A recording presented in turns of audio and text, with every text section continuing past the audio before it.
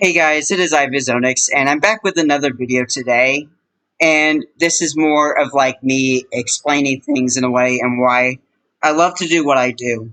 So, as of recently, I've been sort of, in the GitHub world, and I've, and this is what I really wanted to cover, but I really wanted you to show that I'm alive and I'm out there even if I'm not recording or uploading any videos of any sort. But to me, I love to help people with the small things, even if they don't mean much to a whole lot of people.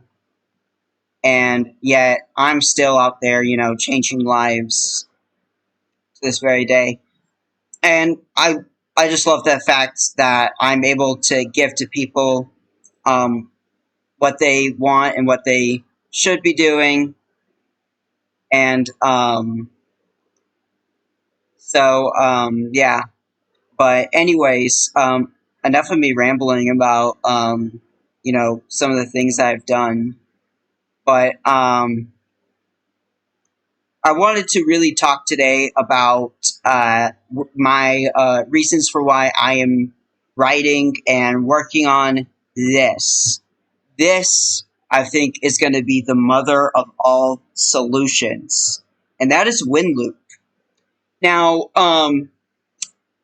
why I'm working on WinLoop actually has to do with the fact that uvloop is extremely fast.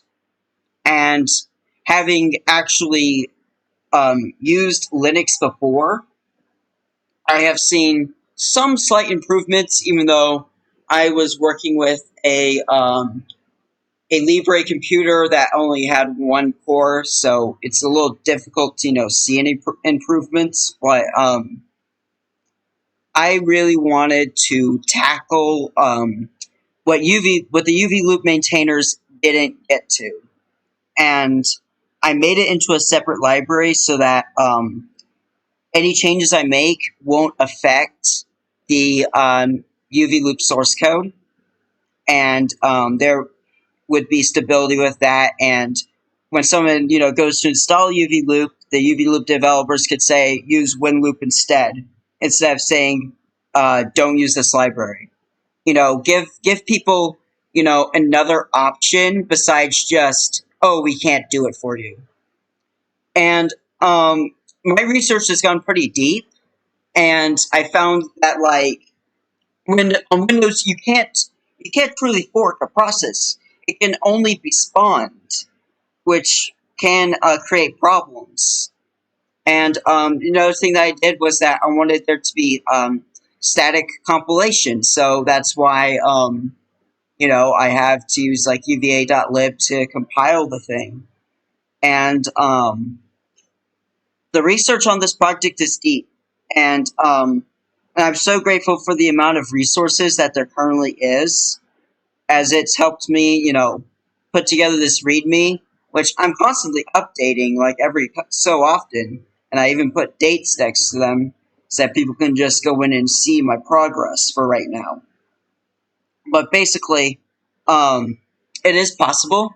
And in fact, yesterday, I found Sagal's library, very old library actually, called pypi, and its last commit was like, I think 6 years ago. But I installed it, and it actually was able to install. So that's a good thing actually. Even though pyuv is not really like uvloop, and it lacks a stub file. So like you sort of have to go by your gut with some of how some of the functions actually work and cooperate with each other. And that's my only gripe. But beyond that, it's given me actually more encouragement to finish this up. And for the longest time, I was having this error right here. And in fact, I'll even, show this, problem when I get to it. But, yeah, but apparently the reason why it gave me that was because it wants a file. And shell commands do not run, normally they have to be like there's so many things that have to be done first for a shell command to be executed, which is why it's so, incredibly weird. But anyways, let me get the thing open for you, and I can actually prove this as of currently. But it is definitely possible, and in fact, I've completed actually like a portion of the test where I create a task and then I have that task be awaited, and that currently works. So, anyways, I'll show you my progress. Okay, so I've made it to my library actually right here, and I have a test suite right now called tloop, but I'll probably turn it into an actual unit test in the future. But I have it right here to prove that I'm not lying and that I actually have stuff and it exists. And I even have the test suite from uvloop, even though most of it doesn't really work since it was built for Unix. But currently, as it stands, this is what I'm trying to, do. And I'm gonna show that, like, yeah, this works, but doing this like normally, like using like the dir command doesn't seem to work at all. In fact, I'm gonna get rid of this executable part for you, since that's just me trying to poke around, seeing what will make it invoke. But yeah, actually, just let me cd into this portion, get that portion opened. But I also have uvloop right here as well, like a unscathed, clean copy to help me out when I'm stuck on something in case there's been too many changes. And I also have pyuv actually like sitting right here, like the compiled version in a virtual env. And then I also have pyuv right here with its C code to help me out, since and there's been other versions that have been tested too. So I've done quite a bit of research actually. But anyways, let me cd into this portion right here, or get that portion opened, and I can then test run this portion to show what works and what doesn't currently. So I now have that directory opened, and I will actually show you like what works and what doesn't. So here, I'll give you the test with the install function in place. Let me just show what I renamed really fast. But I renamed, the base event loop to WinLoop policy, since some portions of the event loop are actually different. So I wanted to make sure that some parts were renamed, even though I would have liked to have kept it the same. But there are just some things that are different, so I thought renaming it might be safer. So, yeah, let me get started for you on running these on this test run. Let me do this really fast. Let me comment this out so I can show you that this part works, and then we'll get to the second part, the part that's broken. So we install the different event loop, and then we run that portion in async IO. Just takes a while to load this terminal because I'm on a tool-poor computer. See, that works. That works just fine with the install. But when we reach this portion, and this is the part that's actually broken, if I can demonstrate this. Here is this function with the install, and we get that it wants its file error. And then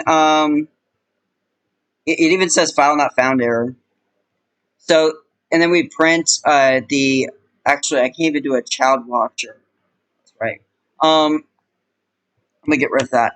But here, let me show you that same function, but without the install. See, that works. That works just fine. But when I try it with the install, it doesn't work.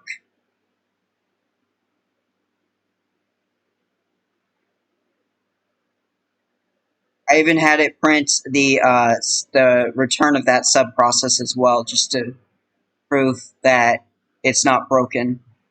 But here, let me show you it with another command, which is run dll32.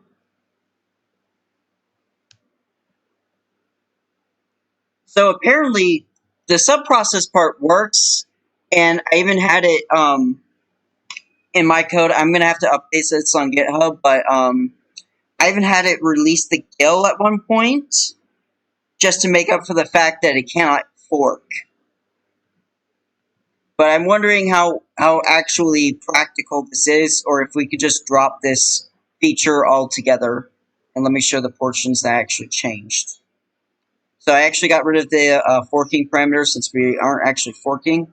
But this is the part that I'm questioned about if we should even use that at all. Which is going to be releasing the GIL right here, spawning the function, and then once we get to the part where we have to close it off, we bring it back into the GIL. And I got rid of the forking since we cannot fork on Windows. But anyways, that is a look at the changes that I'm currently making to my mother of all solutions, which is WinLoop. I hope this is exciting. I hope this inspires you to get off your seat and go do something with your life like I've done. But anyways, enough of that said. I hope that you found this video informative and inspiring. And this project is still not complete. There's many more things left, like changing out like Unix portions for regular portions. But anyways, I'm done here. Thank you all so much for watching. Be sure to like, share, and subscribe. Anyways, you guys, that is it. I hope you enjoyed. And let's hope that this library will live up to the hype. I mean, we already have 3 people, 1 person eyeballing, and 3 stars, with also me, of course.